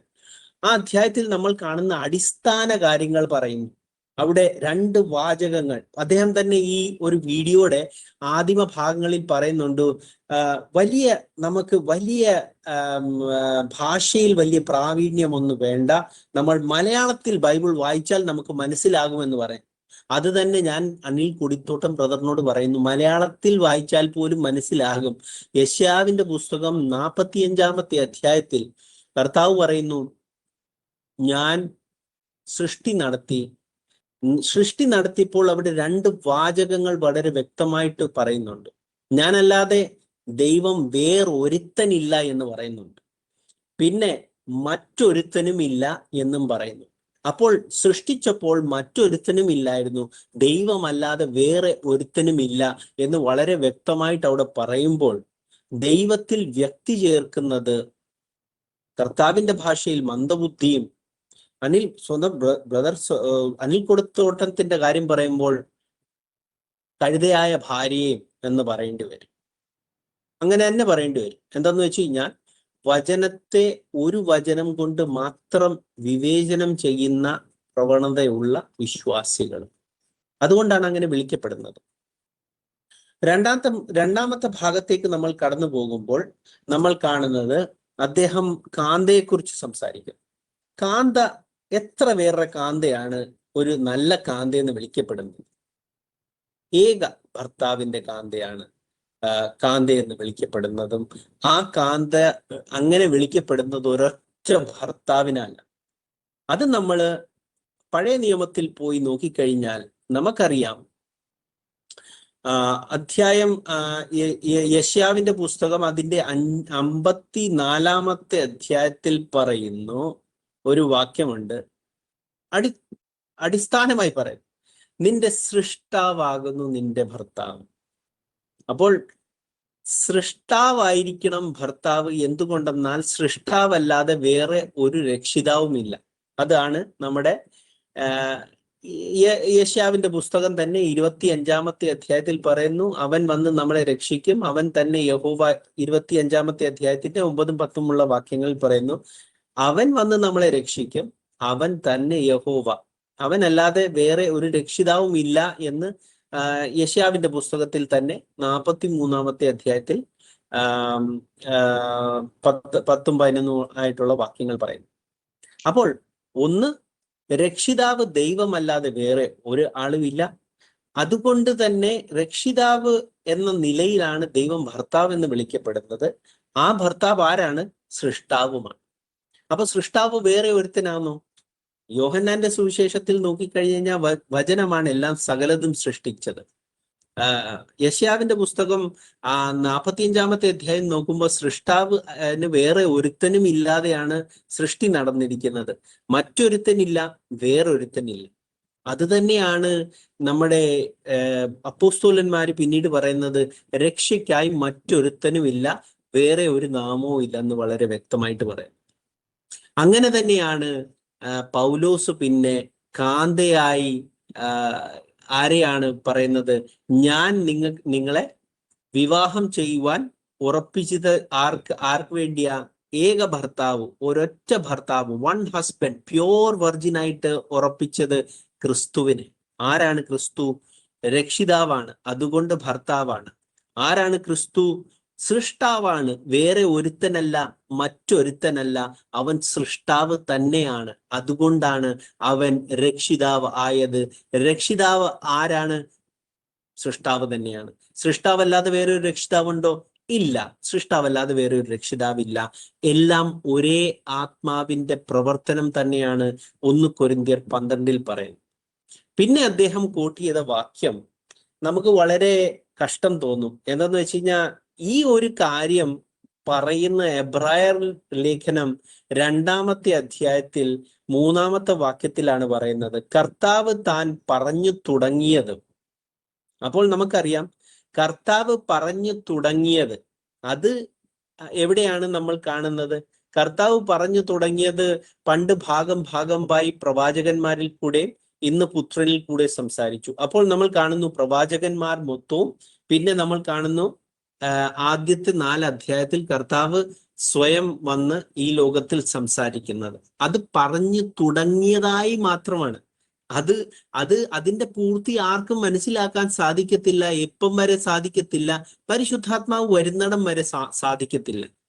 അത് ആരിൽ കൂടെയാണ് സാധിച്ചത്? അവിടെ പറയുന്നു, ദൈവം അടയാളങ്ങളാലും അത്ഭുതങ്ങളാലും വിവിധ വീരപ്രവർത്തികളാലും തന്റെ ഇഷ്ടപ്രകാരം പരിശുദ്ധാത്മാവിനെ നൽകിക്കൊണ്ട് സാക്ഷി നിന്നതും കേട്ടവർ നമുക്ക് ഉറപ്പിച്ചു തന്നുമായി ഇത്ര വലിയ രക്ഷയെ നാം ആക്കാതെ പോയാൽ എങ്ങനെ തെറ്റിയുള്ളൂ? അവിടെ ആരെ പറ്റിയാണ് സംസാരിക്കുന്നത്? അവിടെ അപ്പോസ്തോലന്മാരെ പറ്റിയാണ് സംസാരിക്കുന്നത്. അവർക്ക് പരിശുദ്ധാത്മാവിനെ ലഭിച്ചപ്പോഴാണ് കർത്താവ് പറഞ്ഞു തുടങ്ങിയത്. എവിടെയാണ് കർത്താവ് പറഞ്ഞു തുടങ്ങിയത്? പണ്ട് ഭാഗമായി പ്രവാചകന്മാരിൽ കൂടെ, പിന്നെ ഇന്ന് ഈ അന്ത്യനാളുകളിൽ പുത്രനിൽ കൂടെ സംസാരിച്ച കാര്യങ്ങൾ, പറഞ്ഞു തുടങ്ങിയ കാര്യങ്ങളാണ്. അത് ആരിൽ കൂടെയാണ് ഉറപ്പിച്ചത്? അത് അപ്പോസ്തോലന്മാരിൽ കൂടെയാണ് ഉറപ്പിച്ചത്. അതെങ്ങനെയാണ് ഉറപ്പിച്ചത്? അടയാളങ്ങളാലും അത്ഭുതങ്ങളാലും. ആരിലാണ് അത്ഭുതങ്ങളും അടയാളങ്ങളും നടന്നിരിക്കുന്നത്? അപ്പോസ്തോലന്മാരിൽ കൂടെയാണ് നടന്നിരിക്കുന്നത്. അങ്ങനെയാണ് രക്ഷ പ്രസംഗിക്കപ്പെടുന്നത്. ആ രക്ഷ പ്രസംഗിക്കപ്പെട്ടത് പെന്തക്കോസ്ത് എന്ന് നിങ്ങൾ സ്വയം വിശേഷിപ്പിക്കുന്ന ആ പെന്തക്കോസ്ത് ദിനം മുതൽ പരിശുദ്ധാത്മാവ് ലഭിച്ചപ്പോൾ അവർക്ക് മനസ്സിലായി കർത്താവ് താൻ പറഞ്ഞു തുടങ്ങിയതിന്റെ അർത്ഥം എന്ത് ആകുന്നു എന്ന്. എങ്ങനെയാണ് ദൈവം ഏകനാകുന്നത്? ആ ദൈവം പിതാവും പുത്രനും പരിശുദ്ധാത്മാവുമായി രക്ഷയുടെ വേല ചെയ്യുവാൻ വേണ്ടി ഈ ലോകത്തിൽ കടന്നു വരികയും രക്ഷയുടെ പ്രവൃത്തിയെ തീർക്കുകയും ആ പിതാവും പുത്രനും പരിശുദ്ധാത്മാവുമായ ഏകസത്യ ദൈവത്തിന്റെ നാമം യേശു ക്രിസ്തു എന്ന നാമമാകുന്നു എന്നും ആ അപ്പോസ്തോല പ്രവൃത്തിയിൽ അതുകൊണ്ട് പരിശുദ്ധാത്മാവിന്റെ സത്യം അവർ ഗ്രഹിച്ചപ്പോൾ ഏകസത്യ ദൈവമായ യേശു ക്രിസ്തുവിന്റെ നാമത്തിൽ അവർ സ്നാനം കൊടുക്കുകയും അവർക്ക് പാപമോചനത്തിനുള്ള ആ സുവിശേഷത്തെ കാണിച്ചു കൊടുക്കുകയും ചെയ്തു. എങ്ങനെ? അത്ഭുതങ്ങളാലും വീര്യപ്രവൃത്തികളാലും. അത് അവർക്ക് കൊടുത്താണ് അത് ഉറപ്പിച്ചത്. അപ്പോൾ ഈ വചനം വായിച്ചിട്ട് പോലും നിങ്ങൾക്ക് മനസ്സിലാകുന്നില്ലല്ലോ ഇത് പരിശുദ്ധാത്മാവ് ആർക്ക് ലഭിച്ചു, ആരിൽ കൂടെയാണ് ഇത് ഉറപ്പിക്കപ്പെട്ടത്? ഇത് കോൺസ്റ്റന്റൈനിൽ കൂടെയല്ല ഉറപ്പിക്കപ്പെട്ടത്, ഐറേനിയൂസിൽ കൂടെയല്ല ഉറപ്പിക്കപ്പെട്ടത്, ഡിഡാച്ചയിൽ കൂടെയല്ല ഉറപ്പിക്കപ്പെട്ടത്. ഇത് അപ്പോസ്തോലന്മാരിൽ കൂടെയാണ് ഉറപ്പിക്കപ്പെട്ടത്. ഇങ്ങനെയുള്ള വലിയ രക്ഷയെ നിങ്ങൾ ഗണ്യമാക്കാതെ പോകുന്നത്, ഇങ്ങനെയുള്ള വലിയ രക്ഷയാണ് നിങ്ങൾ കാണാതെ പോകുന്നത്. നിങ്ങൾ തന്നെ പറഞ്ഞു, അവർ അപ്പോസ്തോല പ്രവൃത്തിയിൽ കണ്ടിട്ടാണ് അവർ പറഞ്ഞത് ഇങ്ങനെ ആയിരിക്കണം സ്നാനം, യേശു ക്രിസ്തുവിന്റെ നാമത്തിൽ ആയിരിക്കണം സ്നാനം. അവർക്ക് അതെങ്കിലും പറയുവാൻ കഴിയും. നിങ്ങൾ എവിടെ എന്ത് കണ്ടിട്ടാണ് ഇങ്ങനെ കർത്താവിന്റെ ഒരു വാക്യവും എടുത്ത് ഭാഗമായി ഉള്ള ആ വെളിപ്പാട് നിങ്ങൾക്ക് മനസ്സിലാക്കുവാൻ സാധിക്കാത്ത വെളിപ്പാടും കൊണ്ട് ഇന്ന് വരെ കടന്നു വന്നത്? അത് ഒന്ന് ആലോചിച്ചാൽ നിങ്ങൾക്ക് നന്ന്. ദൈവം അനുഗ്രഹിക്കട്ടെ. Thank you. അനുഗ്രഹീതമായ നല്ല സ്തോത്രാശയങ്ങളെ ദൈവം നൽകുവാൻ ദേവദാസിനെ ബലപ്പെടുത്തി. കേട്ടവരിൽ വളരെ അത് ഗ്രഹിക്കുകയും ഒന്നുകൂടെ പരിശോധിക്കുകയും ദൈവവചനത്തിന്റെ സത്യങ്ങളെ അറിയുവാൻ വളരെ ദൈവത്തോട് ചോദിക്കുകയും ചെയ്യണമെന്നോ ഓർമ്മപ്പെടുത്തുകയാണ്. കാരണം ഒരുത്തന് ജ്ഞാനം കുറവെങ്കിൽ ഔദാര്യമായി കൊടുക്കുന്ന ദൈവത്തോട് അപേക്ഷിക്കുക, ദൈവം അത് വെളിപ്പെടുത്തുമെന്നുള്ളത് സത്യം തന്നെയാണ്. ഇവിടെ പ്രത്യേക ഊന്നി പറഞ്ഞു, മണവാളൻ അല്ലെങ്കിൽ കാന്ത, ഇതൊക്കെ കൃത്യമായി ആത്മാവ് ലഭിക്കപ്പെട്ട വ്യക്തികൾക്ക് മനസ്സിലാകുവാനുള്ളതാണെന്നാണ് നമുക്ക് മനസ്സിലാകുന്നത്. ഒരു മണവാളനേ ഉള്ളൂ, അല്ലെങ്കിൽ ഒരു ഭർത്താവേ ഉള്ളൂ ഒരു കാന്തയ്ക്ക്, മണവാട്ടിക്ക് എന്നുള്ള സത്യം പരിശുദ്ധാത്മാവ് വന്നപ്പോൾ കൃത്യമായി മനസ്സിലാക്കുവാൻ അവർക്ക് കഴിഞ്ഞു എന്നുള്ളതാണ്. സത്യത്തിൽ അവരിൽ പരിശുദ്ധാത്മാവ് തന്നെയാണോ എന്നുള്ള ഒരു ചിന്ത നമ്മളെ ഭരിക്കുകയാണ്. കാരണം ഒരിക്കലുമല്ല. കാരണം ഇത് നമുക്ക് വിശ്വസിക്കേണ്ടതായി വരുന്നത്, അവർ രണ്ടുപേരും ശരിയായി ദൈവവചനം പരിശോധിച്ചപ്പോൾ യഥാർത്ഥമായി സ്നാനം പരിശുദ്ധാത്മാവ് വെളിപ്പെടുത്തിയത് അപ്പോസ്തല പ്രവൃത്തി 2:38 അവർക്ക് ശരിയായി ബോധ്യമുണ്ടായപ്പോൾ, അല്ലെങ്കിൽ പിതാവിന്റെയും പുത്രന്റെയും പരിശുദ്ധാത്മാവിന്റെയും നാമം എന്നുള്ളത് ശരിയായുള്ള വെളിപ്പാട് ലഭിച്ചപ്പോൾ, അല്ലെങ്കിൽ യഹോവയുടെ ആത്മാവ് അപ്പോസ്തലന്മാരിലൂടെ സംസാരിച്ചപ്പോൾ, അല്ലെങ്കിൽ പരിശുദ്ധാത്മാവ് സംസാരിച്ചപ്പോൾ അവരുടെ ഹൃദയങ്ങളിൽ സത്യത്തിന്റെ പരിജ്ഞാനത്തെ ഗ്രഹിക്കുവാൻ അവരുടെ ബുദ്ധിയെ ദൈവം തുറന്നു എന്നുള്ളതാണ്. അതുകൊണ്ട് ആ സത്യം അവർ മനസ്സിലാക്കി ചെയ്തത് വെറും വിഡ്ഢികളോ മണ്ടന്മാരോ കഴുതകളോ എന്നൊക്കെയും ഈ മന്ദബുദ്ധികൾക്ക് അങ്ങനെ തോന്നുകയുള്ളൂ. ഏതായാലും ദൈവം വളരെ അനുഗ്രഹിതമായി സംസാരിപ്പാൻ ദേവദാസനെ വിനിയോഗിച്ചതോർത്ത് ഞാൻ വീണ്ടും ദൈവത്തെ സ്തുതിക്കുന്നു. ഇനി അടുത്തതായി ചോദിച്ചിരിക്കുന്നത്, ഈ വീഡിയോയുടെ 35-ാം മിനിറ്റ് മുതൽ അതിൻ്റെ 35-20 തൊട്ട് ഉള്ള ഭാഗമാണ് ആധാരമാക്കിയാണ് കൊട്ടാരക്കരയിൽ നിന്നുള്ള പാസ്റ്റർ എം ബേബി പാസ്റ്ററോട് ചോദിക്കുവാൻ ആഗ്രഹിക്കുന്നത്. 35-20 മുതൽ ഉള്ളതായിരിക്കുന്ന ഭാഗത്തെ ആസ്പദമാക്കിക്കൊണ്ട് 40 വരെയാണ് നമ്മൾ നിശ്ചയിച്ചിരിക്കുന്നത്. നമുക്ക് ആ വീഡിയോ ഒന്ന് പ്ലേ ചെയ്യാം. വീഡിയോ പ്ലേ ചെയ്യണോ? അപ്പം ഒന്ന് 4 മിനിറ്റ് പ്ലേ ചെയ്യണോ? ഞാൻ പറഞ്ഞിട്ട് ചോദ്യം ചോദിക്കുന്നതായിരിക്കും നല്ലത്. നമ്മൾ ഓൾറെഡി സമയം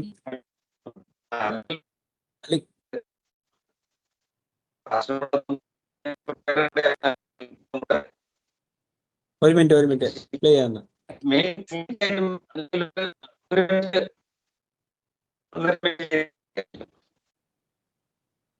വോയിസ് ബ്രേക്ക് ആയി പോകുന്നില്ല.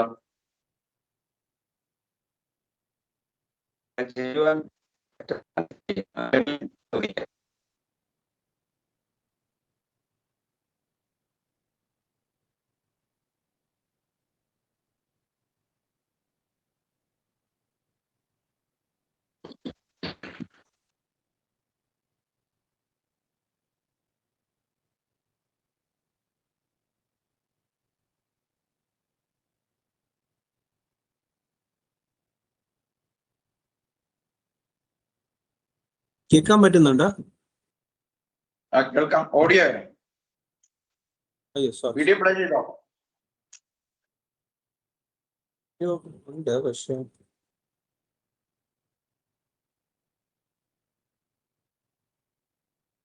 ഒരു മിനിറ്റ്.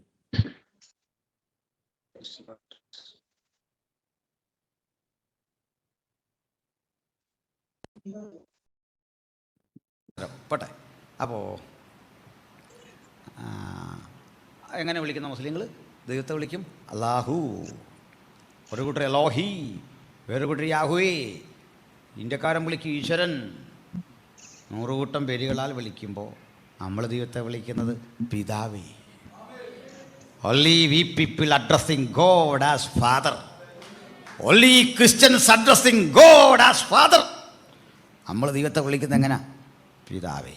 ആ ബന്ധം നമുക്ക് കിട്ടിയ എങ്ങനെയാ? Through the son of God, ദൈവപുത്രനിലൂടെ. പേടിച്ച് പകച്ചു നിന്ന ഈ കുട്ടിയെ തന്നോട് ചേർത്ത് പിടിച്ചിട്ട് പിതാവിൻ്റെ അരികിൽ ചെന്നിട്ട് പറയുക, ഇതാ ഞാനും ദൈവം എനിക്കെന്ന മക്കളും. അപ്പോൾ നമ്മളവൻ്റെ മക്കളാകും, നമ്മളവൻ്റെ കാന്തയാകും, നമ്മളവൻ്റെ കൃഷിയാകും, നമ്മളവൻ്റെ മുന്തിരിത്തോട്ടമാകും, നമ്മളവൻ്റെ ഭവനമാകും. പല ഉദാഹരണമാണ്. അപ്പോൾ അതുകൊണ്ട് നമ്മളാണ് പ്രിയപ്പെട്ടവർ ദൈവത്തിന്. സന്തോഷമാണോ? ആ നമുക്ക് നൃത്തം പഠിക്കാൻ കഴിഞ്ഞില്ല പിന്നെ ആർക്കാ പറ്റുക? നമുക്ക് പറ്റും. ശ്രദ്ധിച്ചട്ടെ. അപ്പോൾ നമുക്ക് നൃത്തം പഠിപ്പിച്ചതും പറഞ്ഞു തന്നതും യേശുവാണ്. അപ്പോൾ അതെന്താണെന്ന് നമുക്കൊന്ന് പഠിച്ചു പോകാം. മത്തായിയുടെ സുവിശേഷം 28:19. ആകയാൽ നിങ്ങൾ പുറപ്പെട്ട് പിതാവിന്റെയും പുത്രന്റെയും പരിശുദ്ധാത്മാവിന്റെയും നാമത്തിൽ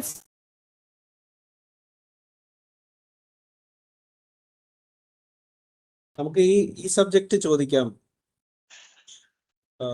ഇവിടെ ഉണ്ടോ? ലൈനിലുണ്ടോ? എനിക്ക് തോന്നുന്നത് അദ്ദേഹത്തിന്റെ വീഡിയോ സ്റ്റോപ്പ് ആയിട്ടുണ്ട്. അപ്പം ബേബി പാസ്റ്ററിനുള്ള ചോദ്യം ഇതാ. ഇദ്ദേഹം പറയുന്നു ദൈവത്തെ പിതാവെന്നാ വിളിക്കുന്നത്. അപ്പം ദൈവത്തെ പിതാവെന്ന് വിളിക്കുമ്പം പിതാവ് ഒന്നായിരിക്കണം. അപ്പം പിന്നെ പുത്രന്റെയും കൂടെ മക്കൾ എങ്ങനെയാകാൻ പറ്റുന്നത്? അങ്ങനെ പറ്റുമോ? അപ്പം പുത്രനെയും പിതാവെന്ന് വിളിക്കണം, പുത്രന്റെ പിതാവിനെയും പിതാവെന്ന് വിളിക്കണം. അങ്ങനെ വല്യപ്പൻ അങ്ങനെ വചനം പറയുന്നുണ്ടോ? അതോ അതെങ്ങനെയാണ് നമ്മൾ മനസ്സിലാക്കേണ്ടത്?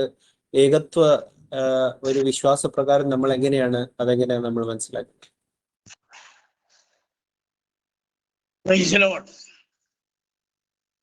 കർത്താവിന്റെ പരിശുദ്ധമായ നാമത്തിന് നന്ദിയോടെ സ്തോത്രം. ഈ അനുഗ്രഹിക്കപ്പെട്ടതായ രാത്രിയിൽ ബഹുമാന്യ കർത്താവിന്റെ ദാസന്മാർ തിരുവചനത്തിലുള്ള യാഥാർത്ഥ്യങ്ങളെ സംസാരിക്കുവാൻ സ്വർഗത്തിലെ ദൈവം സഹായിച്ചതിൽ ദൈവത്തെ അധികമായി സ്തുതിക്കുന്നു. കേൾക്കാമല്ലോ പാസ്റ്ററെ? കേൾക്കാം. പാസ്റ്റർ അനിൽ കൊടിത്തോട്ടം സംസാരിച്ചതായ ആ വിഷയത്തിന്റെ ചില വസ്തുതകൾ പൊതുവിൽ അറിയിക്കുക എന്ന ലക്ഷ്യത്തോടു കൂടിയാണ് ഈ പ്രത്യേക ചാനലിലൂടെ അവന്റെ ദാസന്മാർ സംസാരിക്കുവാനിടയായി തീർന്നിട്ടുള്ളത്. വളരെ അനുഗ്രഹമേറിയ ആലോചന കർത്താവിന്റെ ദാസന്മാർ നൽകുവാനിടയായി തീർന്നു. അപ്പോൾ ഇവിടെ ഒരു ചോദ്യം ഉന്നയിക്കുവാനിടയായി തീർന്നത് പിതാവ്, പുത്രൻ, പരിശുദ്ധാത്മാവ്. പിതാവ് യഥാർത്ഥ പിതാവാണ്, എന്നാൽ പുത്രനും പിതാവാണോ എന്നൊരു ചോദ്യവും കൂടെ അവിടെ വരുവാനിടയായി തീർന്നു. എന്നാൽ തിരുവചനത്തിന്റെ വസ്തുതകളെ നാം പഠിക്കുമ്പോൾ സർവശക്തനായ ദൈവം ലോകത്തിൽ ജഡത്തിൽ വെളിപ്പെട്ടു വന്നു എന്ന് തിരുവചനം നമ്മെ പഠിപ്പിക്കുന്നു. അത് തിമോത്തിയോസിന്റെ 1-ാമത്തെ ലേഖനം 3-ാം അധ്യായത്തിന്റെ 14 മുതൽ 16 വരെയുള്ളതായ ഭാഗങ്ങൾ വായിക്കുമ്പോൾ വിശുദ്ധ പൗലോസ് തിമോത്തിയോസിനോട് സംസാരിക്കുന്നത് ഇങ്ങനെയാണ്: ഞാൻ വേഗത്തിൽ നിന്റെ അടുക്കൽ വരുവാനായിട്ട് ആഗ്രഹിക്കുന്നു. താമസിച്ചു പോയാലോ ജീവനുള്ള ദൈവത്തിന്റെ സഭയാകുന്ന ദൈവാലയത്തിൽ നടക്കേണ്ടത് എങ്ങനെയെന്ന് നീ അറിഞ്ഞിരിക്കുക. അപ്പോ ജീവനുള്ള ദൈവത്തിന്റെ സഭയാണ് ദൈവസഭ. അത് ദൈവത്തിന്റെ ആലയമാണ്. ദൈവത്തിന്റെ ആലയം എന്ന് പറയുമ്പോൾ ദൈവം വസിക്കുന്ന ഇടമാണ്.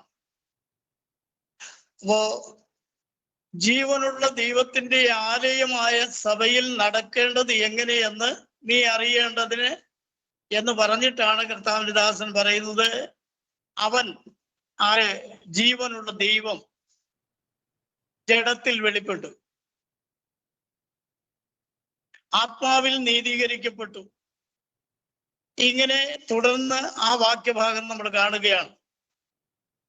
അപ്പൊ ജഡത്തിൽ വെളിപ്പെട്ട് ലോകത്തിൽ വന്നത് ജീവനുള്ള ദൈവമാണെന്ന് വളരെ വ്യക്തമായിട്ട് വിശുദ്ധ പൗലോസ് അപ്പോസ്തലൻ പരിശുദ്ധാത്മ നിയോഗത്തോടെ തിമോത്തിയോസിനോട് സംസാരിക്കുന്നതായിട്ടാണ് നമുക്ക് കാണുവാൻ കഴിയുന്നത്.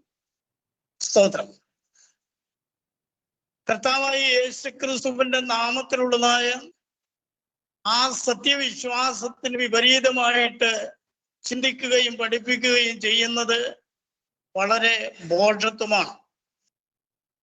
ബഹുമാനപ്പെട്ട അനിൽ കൊടിത്തോട്ടൻ തന്നെ അദ്ദേഹത്തിന്റെ പ്രസംഗത്തിൽ പലപ്പോഴും വളരെ ശക്തമായി പറയുന്ന ഒരു വാക്ക് ഞാൻ കേട്ടിട്ടുണ്ട്.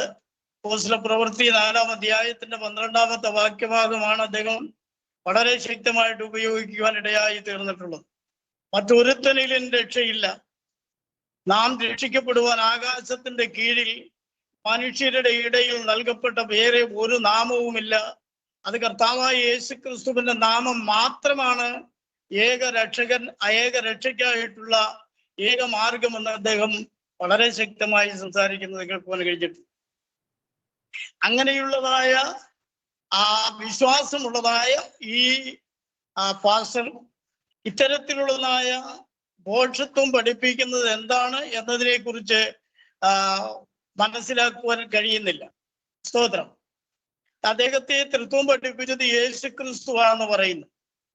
യേശു ക്രിസ്തു ഒരിടത്തും തൃത്വം പഠിപ്പിച്ചതായിട്ട് വേദപുസ്തകത്തിൽ കാണുന്നില്ല. മത്തായി സുവിശേഷം 28-ാം അധ്യായത്തിന്റെ 19-ാമത്തെ വാക്യഭാഗത്തിൽ പറഞ്ഞിരിക്കുന്നത് പിതാവിന്റെയും പുത്രന്റെയും പരിശുദ്ധാത്മാവിന്റെയും നാമത്തിൽ സ്നാനം കഴിപ്പിക്കണമെന്നാണ്. അത് പറഞ്ഞിരിക്കുന്നത് അപ്പോസ്തലന്മാരോടാണ്, അല്ലെങ്കിൽ കർത്താവിന്റെ ശിഷ്യന്മാരോടാണ്. അത് ശിഷ്യന്മാരോട് സംസാരിക്കുമ്പോൾ കർത്താവ് അപ്പോസ്തല പ്രവൃത്തി 1-ാം അധ്യായത്തിന്റെ 8-ാമത്തെ വാക്യഭാഗത്തിൽ പറയുന്ന ഒരു കാര്യമുണ്ട്. പരിശുദ്ധാത്മാവും നിങ്ങളുടെ മേൽ വരുമ്പോൾ നിങ്ങൾ ശക്തി ലഭിച്ചിട്ട് യെരുശലേമിലും യഹൂദിയയിലും ശമരിയയിലും ഭൂമിയുടെ അറ്റത്തോളം എൻ്റെ സാക്ഷികളാകുമെന്ന് കർത്താവ് തന്നെ തന്റെ ദാസന്മാരോട് പറയുവാനിടയായിക്കും. ഈ പരിശുദ്ധാത്മാവ് തങ്ങളുടെ മേൽ വന്നതിനെ സംബന്ധിച്ച് പഠിക്കുന്നത് അപ്പോസ്തല പ്രവൃത്തി 2-ാം അധ്യായത്തിലാണ്. 2-ാം അധ്യായത്തിൽ പരിശുദ്ധാത്മാവ് വന്ന ശേഷം ദൈവത്തിന്റെ പരിശുദ്ധാത്മാവിന്റെ നിറവോടെ വിശുദ്ധ പത്രോസ് അപ്പോസ്തലൻ ദൈവവചനം സംസാരിക്കുമ്പോൾ കേട്ടു നിന്നതായ യഹൂദന്മാർ കർത്താവിന്റെ ദാസന്മാരോട് ചോദിച്ച ചോദ്യം, കർത്താവായ യേശു ക്രിസ്തു യഥാർത്ഥ ദൈവമാണെന്നും അവൻ മശികയാണെന്നും അവനെ സ്തോത്രം ലോകത്തിലുള്ളതായ മനുഷ്യവർഗത്തിന്റെ പാപത്തിന്റെ പരിഹാരത്തിന് വേണ്ടി ബലിയായി തീരുവാൻ അവൻ ഈ ലോകത്തിലേക്ക് വന്നവനാണ് എന്നുള്ളതായ വസ്തുത സ്തോത്രം അവർ അറിയിക്കുകയും അവന്റെ ആത്മാവാണ് ഇപ്പോൾ നിങ്ങൾ കാണുകയും കേൾക്കുകയും ചെയ്യുന്നതായി പ്രവൃത്തി ചെയ്യുന്നതെന്ന് പറയുകയും ചെയ്തു.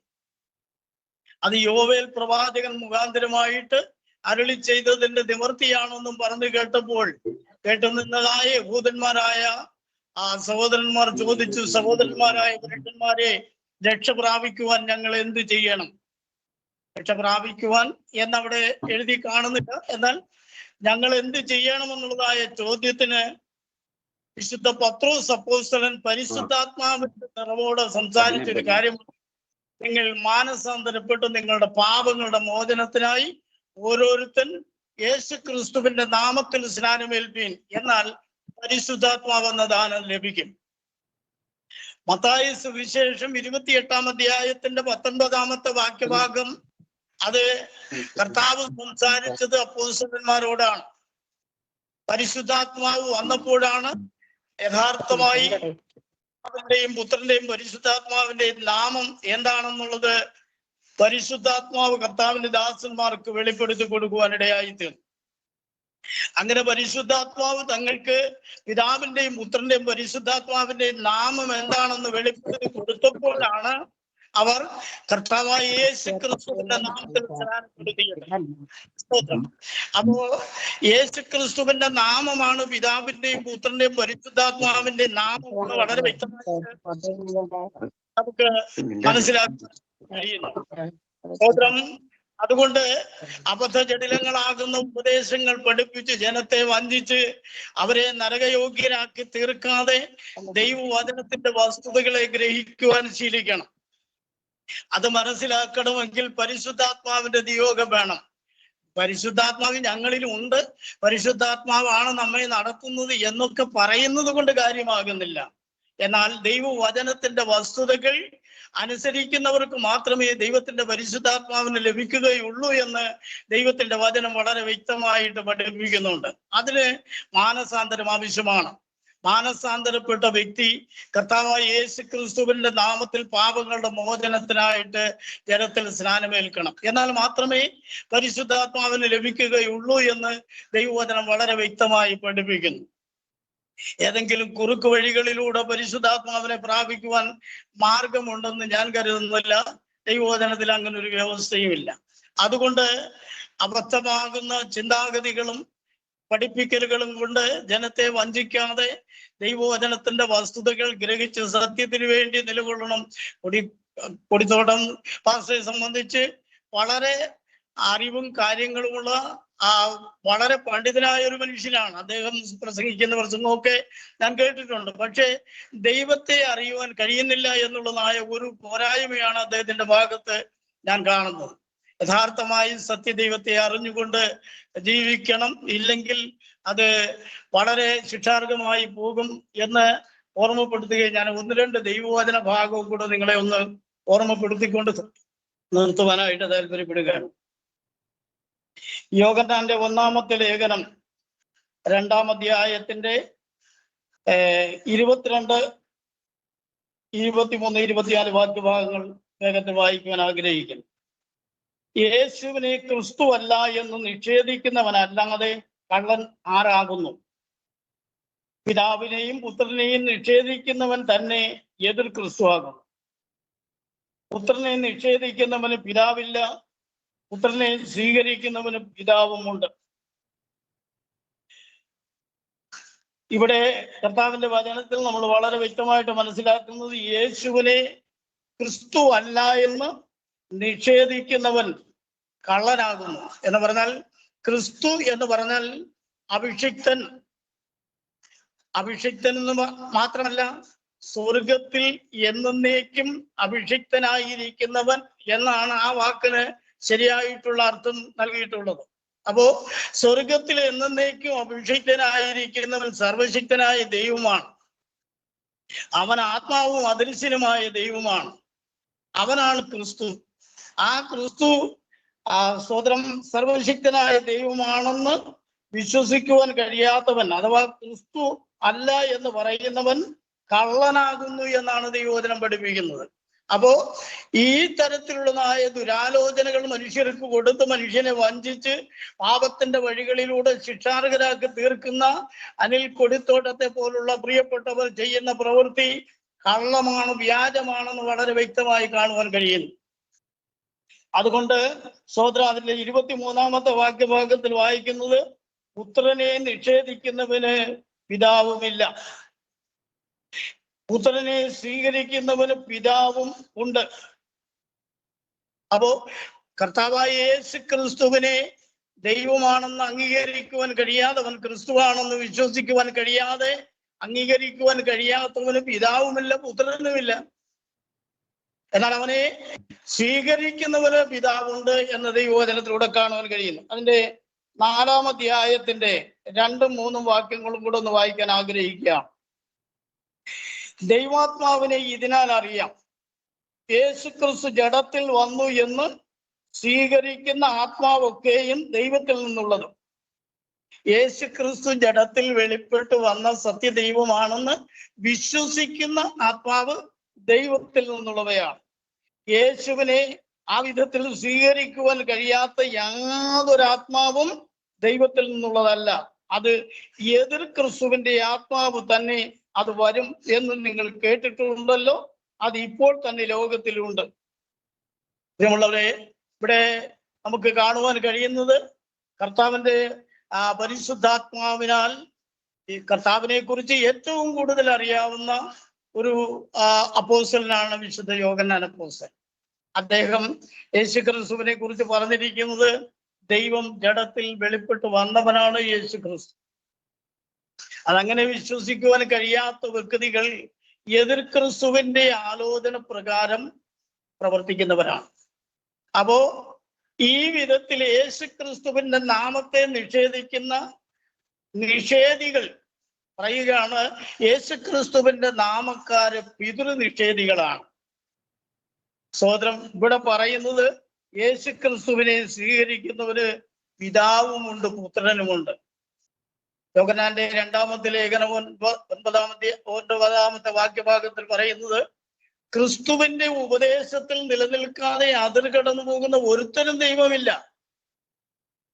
സ്തോത്രം. ഉപദേശത്തിൽ നിലനിൽക്കുന്നവന് പിതാവുമുണ്ട്, പുത്രനുമുണ്ട്.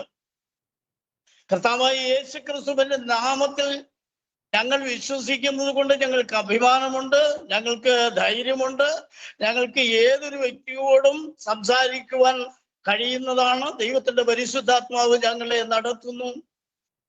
ദൈവത്തിന്റെ പരിശുദ്ധാത്മാവ് ഞങ്ങൾക്ക് വേണ്ടുന്ന ആലോചന തരുന്നു.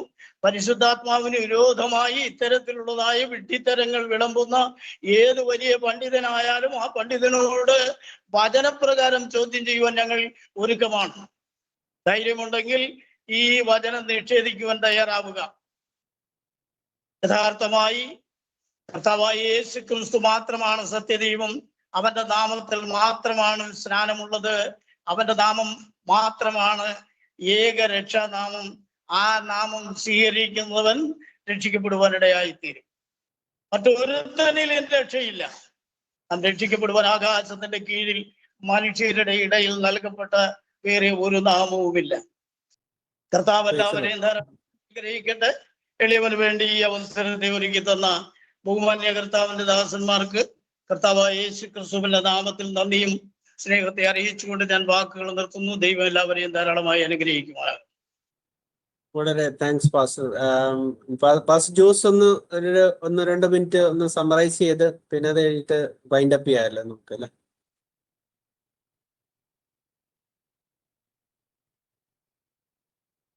സൗണ്ട് ഇല്ല. കർത്താവിന് സ്തോത്രം. ഇങ്ങനെ ഒരു വീഡിയോ ചെയ്യാനുള്ള പശ്ചാത്തലം ഈ വീഡിയോയുടെ ആമുഖമായി ഞങ്ങൾ സംസാരിച്ചിരുന്നു. ബഹുമാന്യ പെന്തക്കോസ്റ്റൽ പ്രസംഗൻ അനിൽ കൊടിത്തോട്ടം അവരുടെ പ്രസംഗത്തെ ആധാരമാക്കിയാണ് ഞങ്ങൾ ഈ വിഷയത്തെ കൊണ്ടുവന്നത്. അദ്ദേഹം ഉറപ്പിക്കാൻ ശ്രമിച്ചത് തൃത്വം ദൈവികമാണെന്നും അതുപോലെ തൃത്വത്തിന് വിരോധമായുള്ള പ്രധാനപ്പെട്ട വിശ്വാസത്തിന്റെ സ്ട്രീമുകൾ അത് യഹോവയുടെ സാക്ഷികൾ അടക്കമുള്ള മറ്റ് ദൈവം ഏകനാണെന്ന് വിശ്വസിക്കുന്നവരാണ്. അദ്ദേഹത്തിന്റെ കണ്ണിൽ ഏകദൈവ വിശ്വാസികളെല്ലാം തെറ്റായ വിശ്വാസികളാണ്. നമ്മൾ എല്ലാ ഏകദൈവ വിശ്വാസ സ്ട്രീമുകളും എല്ലാ ധാരകളും ശരിയാണെന്ന് വിശ്വസിക്കുന്നില്ല. ഏതൊരു ഏകദൈവ വിശ്വാസത്തിന്റെ പ്രഘോഷണവും അപ്പസ്തോലികമല്ലെങ്കിൽ അത് പഴയ നിയമത്തിൽ പ്രവാചകന്മാർ മുഖാന്തരം അരുളി ചെയ്യപ്പെട്ടതും പുതു നിയമത്തിൽ അപ്പോസ്തലന്മാർ മുഖാന്തരം നടപടി പ്രവർത്തനത്തിൽ വന്നിട്ടുള്ളതും പുതിയ നിയമത്തിൽ പരിശുദ്ധാത്മാവ് സാക്ഷി നിന്ന് വെളിപ്പെടുത്തപ്പെട്ടതുമായ യഥാർത്ഥ സത്യത്തിൽ നിൽക്കുന്നില്ലെങ്കിൽ അവര് ഒഴുകിപ്പോകും എന്നാണ് പറഞ്ഞത്. അതാണ് ഇത്ര വലിയ രക്ഷ എന്ന് പറഞ്ഞത്. ഇത്ര വലിയ രക്ഷ എന്നുള്ള ഈ പ്രമേയം കൊടിത്തോട്ടം ഉപയോഗിച്ചിട്ടുണ്ടെങ്കിലും വാസ്തവത്തിൽ അതൊക്കെ ഉപയോഗിക്കാനുള്ള അർഹത യോഗ്യത ഉള്ളത് അപ്പോസ്തലന്മാരുടെ ഉപദേശത്തിൽ നിൽക്കുന്നവരാണ്. അതുകൊണ്ട് ഞങ്ങൾക്ക് നിങ്ങളോട് ഈ അനിൽ കൊടിത്തോട്ടത്തിന്റെ ഏതെങ്കിലും ഒരു കാഴ്ചക്കാരൻ അല്ലെങ്കിൽ അദ്ദേഹത്തിനെ അനുഗമിക്കുന്ന ആളുകൾ ആരെങ്കിലും അദ്ദേഹം ആണ് ഏറ്റവും നല്ല പ്രസംഗൻ എന്ന് വിശ്വസിക്കുന്നവരോടും ഞങ്ങൾക്ക് പറയാനുള്ളത്, ഞങ്ങൾ ഇന്ന് ഖണ്ഡനമായി ഉയർത്തിയ വിഷയങ്ങൾ നിങ്ങൾ തിരുവെഴുത്തുകൾ പ്രകാരം പരിശോധിക്കണം. ദൈവം ഏകനേ ഉള്ളൂ എന്ന് ബൈബിൾ പറയുമ്പോൾ ഒരു പ്ലൂറൽ അല്ലെങ്കിൽ ബഹുദൈവ അധിഷ്ഠിതമായ ഒരു ദൈവിക സങ്കല്പം വിശുദ്ധ വേദപുസ്തകം പറയുന്നില്ല. യേശു ക്രിസ്തുവോ അപ്പോസ്തലന്മാരോ പഴയ നിയമ പ്രവാചകന്മാരോ ദൈവം ത്രിയേകനാണെന്ന് പഠിപ്പിക്കാത്തത്തോളം കാലം, അല്ലെങ്കിൽ ദൈവത്തിൽ 3 ആളത്തമുണ്ടെന്ന് പഠിപ്പിക്കാത്തത്തോളം കാലം സാഹചര്യങ്ങളെയും വിഷയങ്ങളെയും ട്രിനിറ്റി ഉണ്ടാക്കാൻ വേണ്ടി തന്ത്രത്തിൽ മെനഞ്ഞെടുക്കേണ്ടുന്ന ഗതികേട് ട്രിനിറ്റേറിയൻസിനെല്ലാം പൊതുവിലുള്ള ഒരു വിഷയമാണ്. ദൈവം ത്രിയേകനാണെന്ന് സ്ഥാപിക്കാൻ വേണ്ടി കാറ്റിനെയും വെള്ളത്തിന്റെ മീതെ പഴുവർത്തിക്കുന്ന ദൈവത്തിന്റെ ആത്മാവിന്റെ പ്രവൃത്തിയും എല്ലാം ദൈവമാണ്, ദൈവത്തിന്റെ 3 വ്യക്തിത്വങ്ങളാണ് തെളിയിക്കേണ്ട ഒരു ഗതികേട് നിങ്ങൾക്കുള്ളത് കൊണ്ട് ഈ ഗതികേടിൽ നിന്ന് പുറത്തു കിടക്കണം. നിങ്ങൾ യഥാർത്ഥമായ ആത്മരക്ഷയാണ് ആഗ്രഹിക്കുന്നതെങ്കിൽ നിങ്ങൾക്കത് ലഭിച്ചു എന്ന് നിങ്ങൾ വിചാരിച്ചിരിക്കുകയും അതേസമയം ഒടുക്കത്തെ ന്യായവിധിയിൽ നിങ്ങൾ തള്ളപ്പെട്ടു പോവുകയും ചെയ്യാതിരിക്കണമെങ്കിൽ ഞങ്ങളെ അനുഗമിക്കണമെന്നോ ഞങ്ങളെ ഫോളോ ചെയ്യണമെന്നോ നിങ്ങൾ പറയുന്നില്ല. നിങ്ങൾ കേട്ടിരിക്കുന്ന ബൈബിൾ വചനങ്ങളുടെ വെളിച്ചത്തിൽ ബൈബിളിന്റെ അടിസ്ഥാന തത്വമായ ഏകദൈവം എന്ന വിശ്വാസത്തിലേക്കും രക്ഷയ്ക്ക് ആധാരമായ മാനസാന്തരത്തിലേക്കും പാപങ്ങളുടെ മോചനത്തിനായി ദൈവസഭയിൽ നൽകപ്പെട്ടുള്ള യഥാർത്ഥമായ സത്യസ്നാനത്തിന്റെ അനുഭവത്തിലേക്കും തിരുവെഴുത്തുകൾ വെളിപ്പെടുത്തുന്ന ആധികാരിക സത്യങ്ങളിലേക്കും നിങ്ങൾ മടങ്ങി വരണം എന്ന് ആഗ്രഹിക്കുന്നുണ്ട്. ഞങ്ങൾക്ക് പറയാനുള്ളത്, മനുഷ്യനെ നിങ്ങൾ പിന്തുടർന്നാൽ നിങ്ങൾ അബദ്ധത്തിൽ ചെന്ന് ചാടും. യേശു തന്നെ പറഞ്ഞത്, ആ ഉപദേഷ്ടാക്കന്മാരെ കുറിച്ച് പരീശന്മാരെ കുറിച്ച് പറഞ്ഞത് അവര് കുരുടന്മാരെ നയിക്കുന്ന കുരുടന്മാരാണെന്ന്. അപ്പം ആ കുരുടന്മാരുടെ നടത്തിപ്പിന് കീഴിൽ നിങ്ങൾ കുരുടരായി പോകരുത് എന്നുള്ള ഒരു നല്ല ഉദ്ദേശത്തോടു കൂടിയാണ് ഞങ്ങൾ ഈ വീഡിയോ ചെയ്തത്. ഞങ്ങൾ ആരെയും പരിഹസിക്കാൻ മുതിർന്നിട്ടില്ല എന്നുള്ളതാണ് ഞങ്ങളുടെ ധാരണ. നിങ്ങൾ തുറന്നും ഇത്തരം വീഡിയോകൾ കാണുകയും സത്യത്തിന് നിങ്ങൾ ചെവി കൊടുക്കുന്ന കാലം വരുമെങ്കിൽ ഞങ്ങൾ ഈ പ്രസംഗം വൃഥാവായില്ല എന്ന് നിങ്ങൾ വിചാരിച്ചുകൊണ്ട് നിങ്ങളെ ഞങ്ങളുടെ കേൾവിക്കാരായി ഏതെങ്കിലും ഒരു ട്രിനിറ്റേറിയൻ വിശ്വാസി ഉണ്ടെങ്കിൽ അവരെ ദൈവത്തിന്റെ കരങ്ങളിൽ ഏൽപ്പിച്ചുകൊണ്ട് നിങ്ങളെ ശരിയായ ശ്രദ്ധ ദൈവവചനത്തിലേക്ക് തിരിയുവാൻ ദൈവം നിങ്ങളെ സഹായിക്കട്ടെ എന്നും പ്രാർത്ഥിച്ചുകൊണ്ട് ഈ ഈ വീഡിയോ ഇവിടെ ഞങ്ങൾ അവസാനിപ്പിക്കുകയാണ്. കർത്താവ് നിങ്ങളെല്ലാവരെയും അനുഗ്രഹിക്കട്ടെ. Praise the Lord.